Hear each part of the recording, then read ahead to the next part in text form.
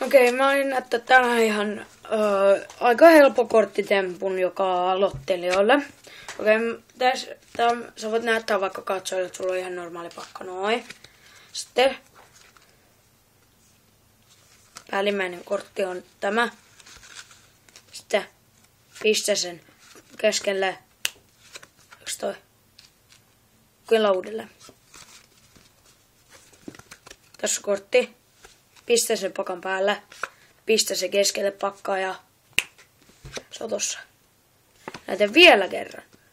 Pistän sen tuossa. Tässä on tää. Tohon. Noin. Ja. Se on taas tossa. Okei, nyt mä kerron miten se tehdään. Tää on tosi helppo. Sä tarvitset vaan 2 korttia. Näin. Otat ne pakan päältä. Silleen, että kukaan ei näe, että siinä on 2 korttia. Pistät sen pakan päälle. Sitten sä siirrät sen toisen kortin, mikä oli siinä päällä, tonne. Ja sitten näin. Ja eli siis näytä uudelleen. Tässä on hertta 2. Ja sitten täällä välissä on risti 3. Noin. Ne on tossa. Sitten mä pistän sen risti 3 vaikka tonne pakan alle. Ja sitten teleporttaa tohon.